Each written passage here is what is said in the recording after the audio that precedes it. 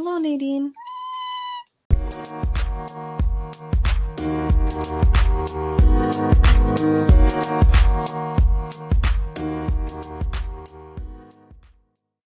Hello, all of our lovely listeners. My name's Emily, and I am 1/3 of Key Chats, the other parts being Kaylee, and the other part being you. So we've been laying kind of low lately. When we started this podcast, Kaylee and I, we made a commitment to ourselves and to each other to keep this fun and to keep it life-giving.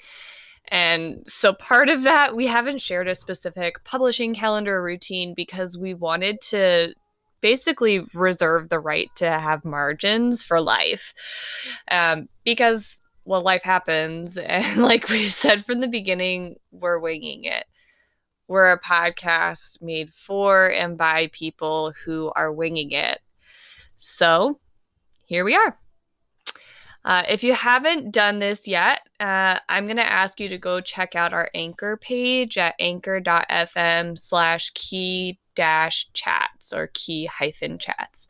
So there's a few features that I want to highlight here. So first is the support button, and that gives you the chance to donate. So we're doing this podcast for fun, and that will never change. But with any project comes investment. So if you like what you hear and want to help us offset those costs, you can show us some love and with that support button. But more importantly, what I really wanted to highlight is next to that, it is the message button. So you can send us audio messages that we can include in future episodes, or you can just say hi to us. So we'd love to have you be a part of this. So please head over again to anchor.fm/key-chats and leave us a message.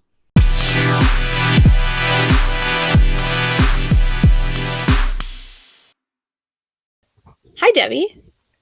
Hello. Something that we do a little differently that I think is not hilarious, but fine. I've noticed that you really like to milk celebrations and holidays. So, what's your holiday calendar schedule, or do you follow your heart? I follow my heart.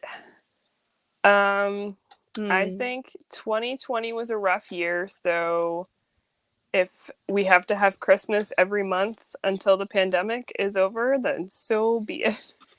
So essentially, I put it up after Thanksgiving and usually take it down in March because we celebrate second Christmas on February 25th. As everybody knows, there is a long stretch of time between Christmas and the next official, I don't know, besides President's Day, but who cares about that,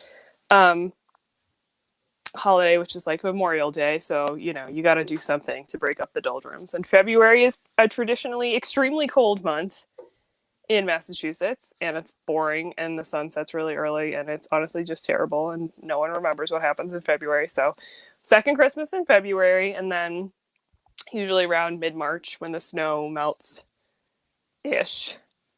take it down. But I definitely just forgot to take it down this year. It's become part of the background. And now it's like, do I take it down? I love it. It's gonna just be up in a few months again. But I leave Christmas lights up all year round. Because that was going to be my next question, if you have Christmas lights up too. Yeah, they're very, nice to have at night, and they're kind of, fun for the summer. So that is kind of what happens. Set an ambiance. There are still presents under the tree that have been opened. Like I got Daniel a game for Christmas, and it's still in its shrink wrap under the tree. So, we got to deal with that at some point. But in the meantime, it's there. And to be clear, it's a small tree. It's like plastic. It's 6 feet. So it doesn't take up a lot of space. Okay. I like that, though, especially in pandemic year of we're stuck in our homes, and there's only so many things that we can do to kind of bring us joy after being stuck at home for over a year. for so long. And on second Christmas, we do watch Christmas And movies. We like make a whole thing of it. Like we have brunch. We watch Charlie Brown Christmas. We watch like the traditional Christmas type cartoons. so you go all out. Yeah. Complete, and it's from a That's fun. recorded TV program, so it's complete with 90s commercials. You know, you got to have that in there. Oh man. Is this on VHS? It was converted from VHS to DVD. That really like cherry on top. Yep. Yeah, you got to get that in there. Well, I hope it's still up in July, so it can be my birthday tree in July. And then you can have Christmas in July, but my birthday's more important. Just saying.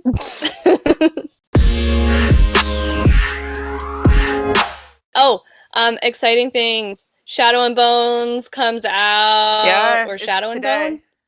Shadow and Bone. Yep, it's out today. Yes. I started watching it, and we're gonna watch it together. I'm so excited. It's very exciting. I need something to tide me over until Witcher season 2 comes out and the Wheel of Time comes out, and etc. etc. Picard season 2, etc. You know what's interesting? So with Shadow and Bone, when I read that series, it took me a while to feel engaged with it. I just kind of read it to read it.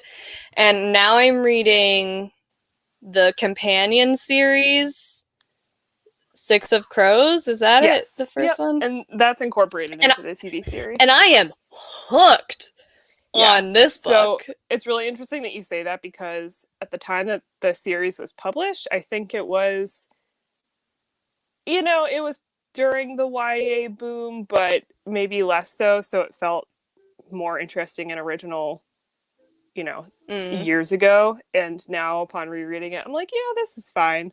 But Six of Crows, I think, is for also a slightly older audience, maybe. And yeah, the vibe is a little bit more,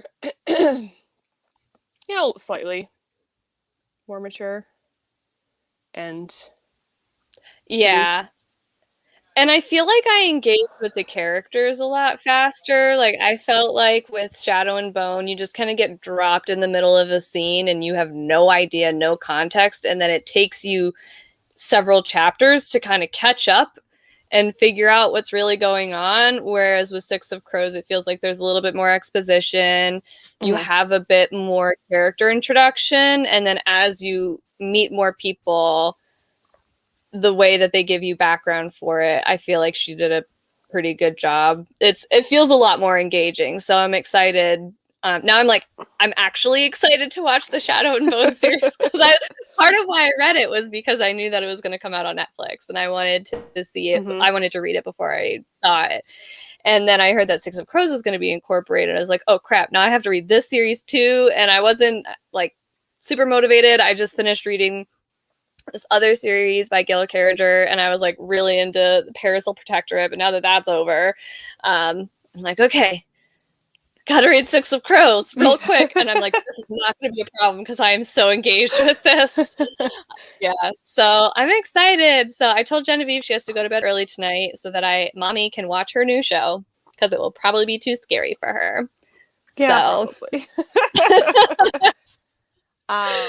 Yeah, and there's a new episode out of Everything's Gonna Be Okay, so that's on my agenda.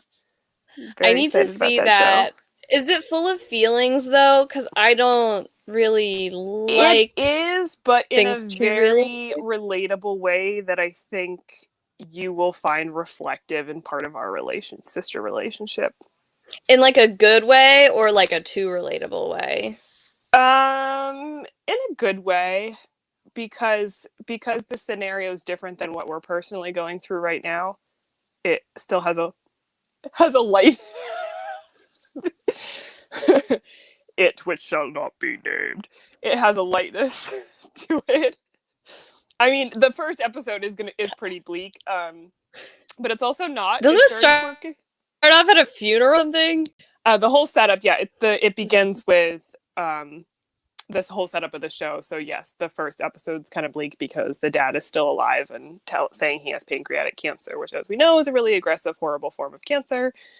And their half brother is there to basically be like, hey, can you be the guardian to your half sisters? Because their mom has already passed. But believe it or not, it's a very funny show. And the show doesn't really shy away from the awkwardness. It kind of just addresses it head on. So a lot of things that I find uncomfortable about other quirky shows or sitcoms, like forced misunderstandings, forced miscommunications, or like things that they force to make things uncomfortable for the sake of comedy, like that dynamic isn't a part of this show because of the basically the way the characters, express themselves. So it's pretty. I like it. That sounds nice, because one of my biggest beefs with sitcoms is like they get so cringy sometimes. I'm like, I don't even want to watch this because it is palpably uncomfortable. And there are cringy moments, but they're like normal, natural cringy moments, and they don't linger on them. They move past them pretty quickly. So you can tell it was written by people that feel deeply uncomfortable. Like during those kinds of things, they're like, no. So, yeah, you should definitely check it out. It is not appropriate for children, just as a heads up. Didn't think so. Yeah, well, the last episode. It's a freeform show, so ABC Family. Yeah. To Freeform to Hulu. Yeah.